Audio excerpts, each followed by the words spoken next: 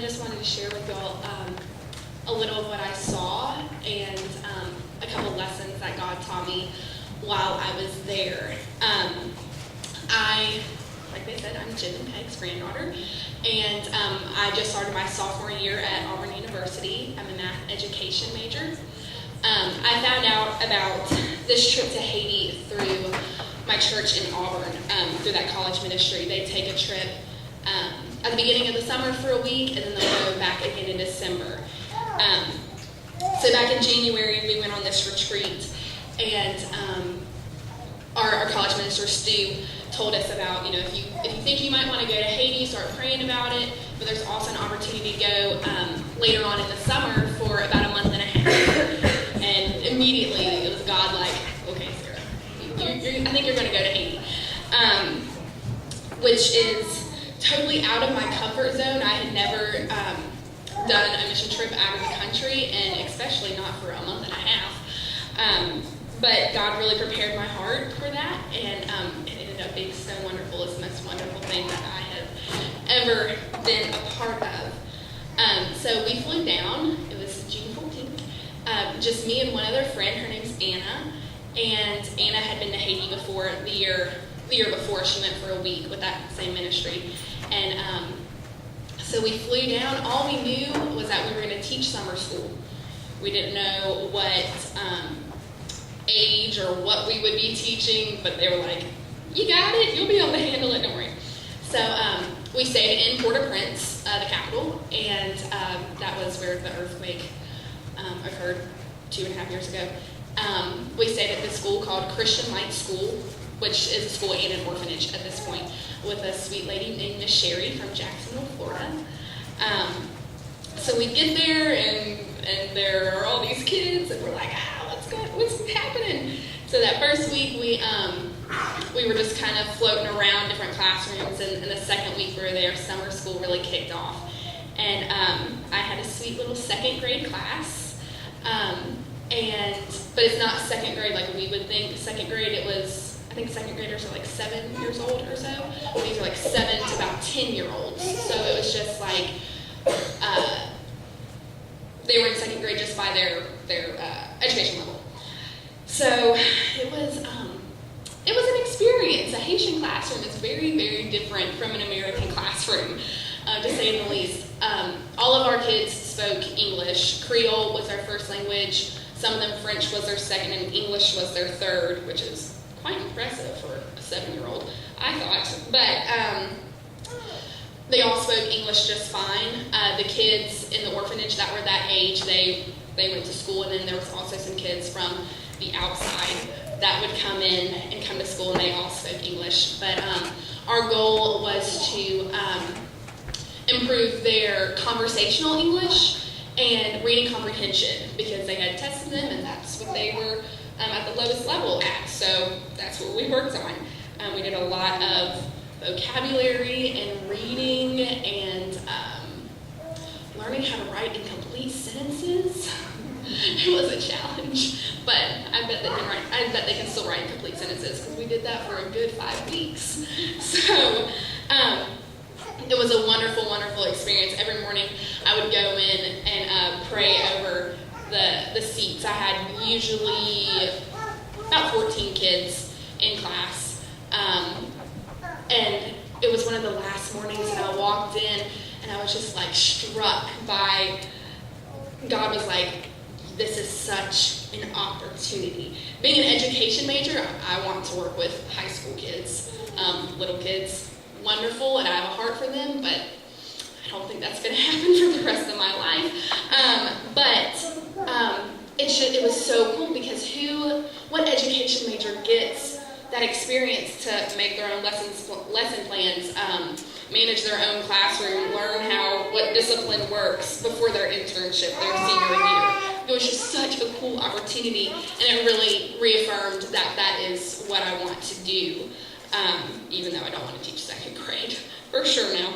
But it was such a cool experience.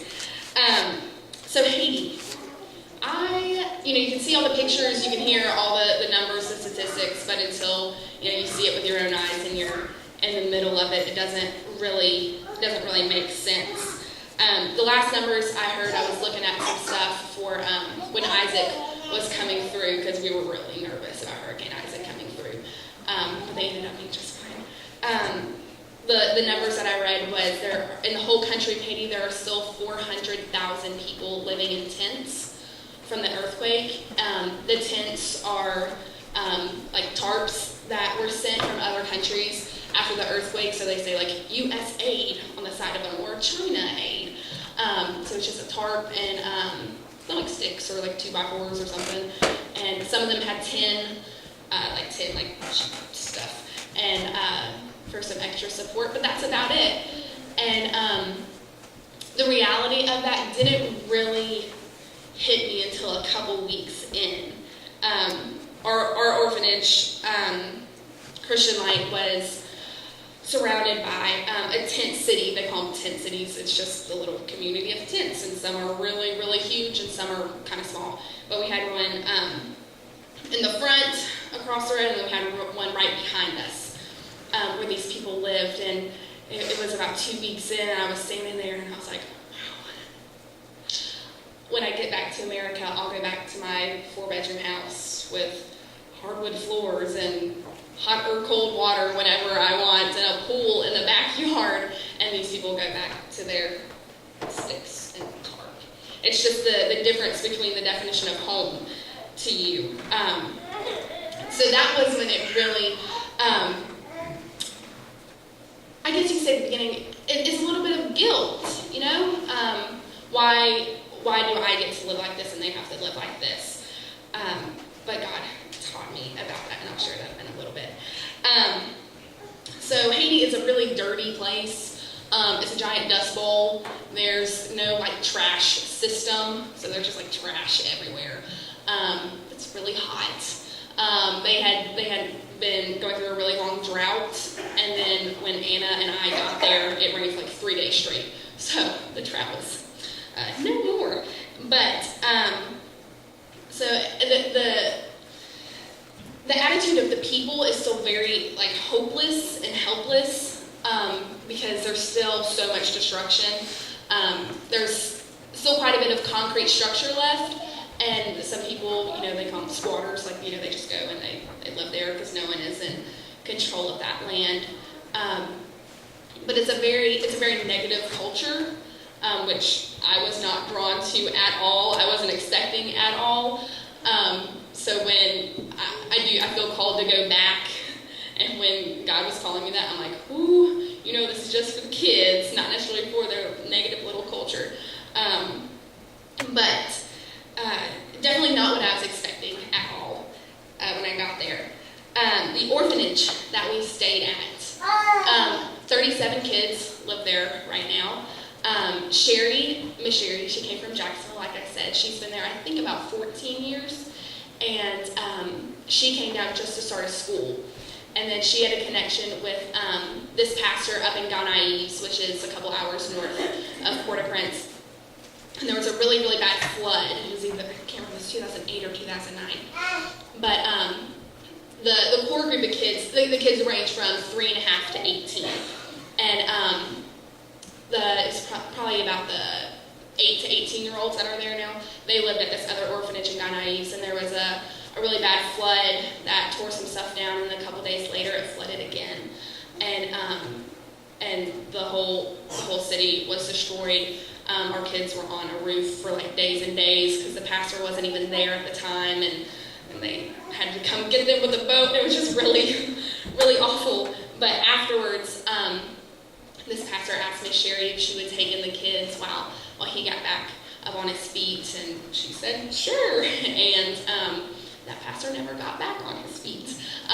So, lo and behold, Sherry started an orphanage.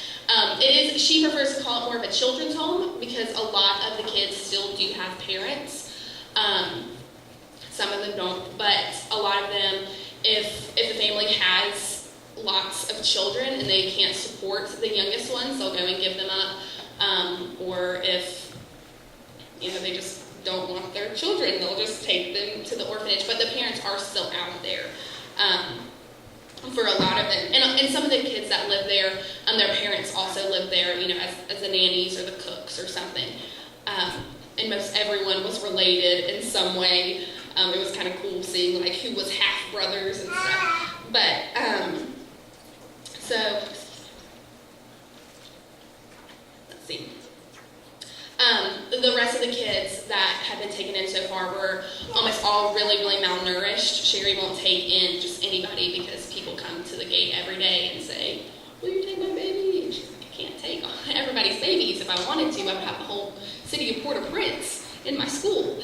But they're all really malnourished, or they were students in the school that she could tell were not being treated right at home, that she decided to take in.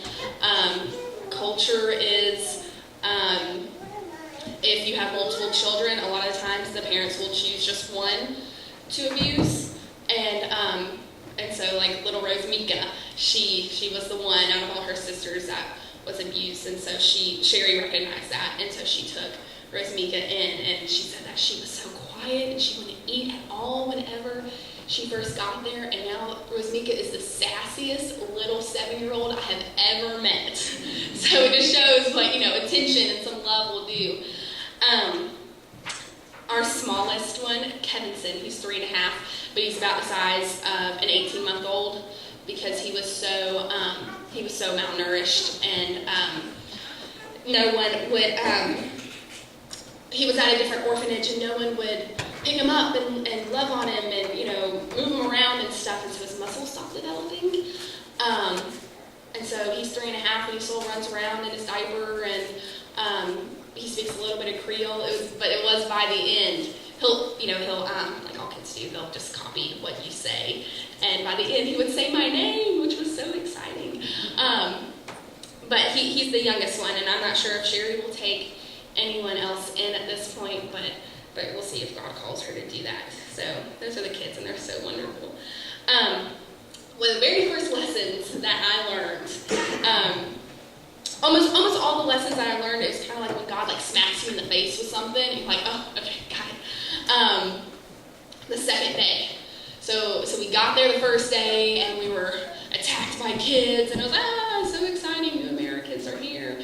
And it was exhausting, and I got probably the worst night's sleep of my entire life, because I'm in a foreign country, and I know I'm going to be there for a month and a half, and all the doors are like these really heavy metal doors, and they swing open and they bang and clang, and it was an awful night's sleep. So I woke up that next morning, and I was like, okay, I can't do it without you, God. I know for a fact that physically I can't do it without you today. I know emotionally I won't be able to do it without you, and spiritually I can't do it without you. So that morning I woke up just needing him so much, and I just started going through scripture, and the word that kept popping out to me was sustain. And so the word sustain was on my heart the entire 6 weeks that we were there. Every time I thought oh, I just want to go get in the bed, I cannot deal with these kids anymore. He said, I will sustain you. I will sustain you. I will sustain you. And it was